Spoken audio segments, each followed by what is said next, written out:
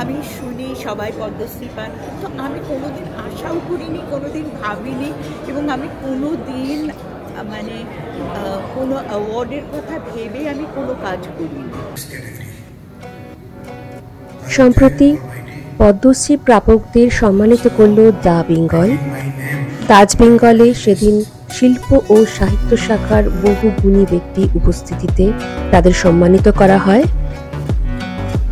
এবারের পদ্মশ্রী প্রাপকদের মধ্যে ছিলেন বাদ্যযন্ত্র শিল্পী শ্রী গোকুলচন্দ্র দাস, বিল্ডিং মেটেরিয়াল ইন্ডাস্ট্রির আইকন শ্রী সজ্জন ভাজাঙ্গা, সরোদশিল্পী তেজেন্দ্রনারায়ণ মজুমদার এবং নৃত্যশিল্পী মমতা শঙ্কর।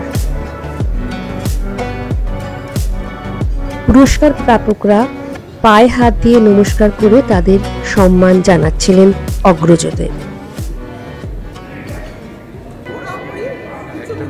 যারা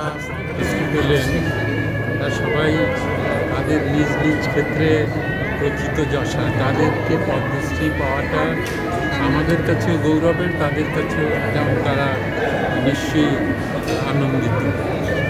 আমার মনে হয় যে তাতে আমরা সবাই আজকে খুশি, সেই কারণে এইখানে আজকে উপস্থিত হয়েছি তাদের এই পাওয়াটাকে সম্মান জানাবার জন্য।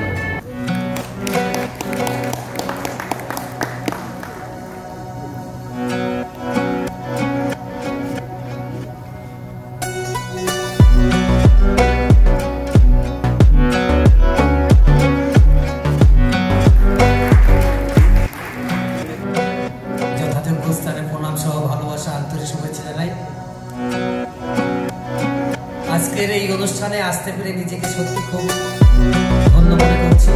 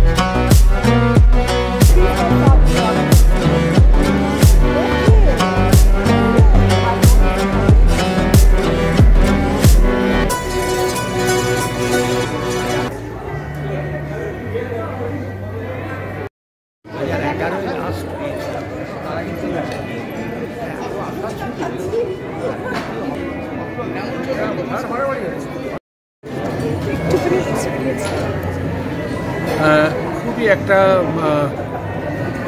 মানে কি বলবো, বলার মতো নয় যে কি আনন্দ হচ্ছে।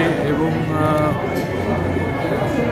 বিশেষ করে সন্দীপ ভুতুরিয়া আমাদের বিভিন্ন কাজের সঙ্গে নিযুক্ত থাকেন, এবং উনি নিজেই বললেন যে আমরা যারা পদ্ম পেয়েছেন এবং সেই সুবাদে যে আমরা যারা পেয়েছি তাদেরকে নিয়ে এবং আমাদের সকল শুভানুধ্যায়ী বন্ধুবান্ধব এবং যারা বিশিষ্ট মানুষজন সকলে এসছেন, সেটা একটা অন্যরকম অনুভূতি।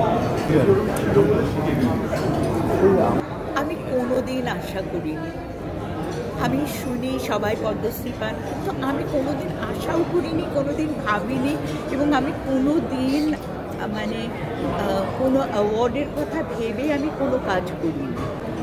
আমি আমার নিজের কাজ করে গেছি, এবং এই অ্যাওয়ার্ডগুলো যখন আসে, আজকে সঙ্গীত নাটক একাডেমির অ্যাওয়ার্ড এসছে যখন আমার কাছে, আজকে যখন এই এত বড় অ্যাওয়ার্ড পদ্মশ্রী যখন পেলাম, আমার এটা তখন মনে হয় কি ভগবান তো আর নিচে এসে আশীর্বাদ করতে পারবেন না, এগুলো ভগবানের আশীর্বাদ। এত বড় বড় এক একটা রেকগনিশন পাওয়া, আর আমার সবসময় মনে হয় কি এগুলো আমি করছি না, এগুলো আমি কিচ্ছু করিনি, আমি জাস্ট সিনসিয়ারলি আমার কাজটা করে যাই, কিন্তু এটা অন্য কেউ আমার ভেতরে করান, আমাকে দিয়ে করান।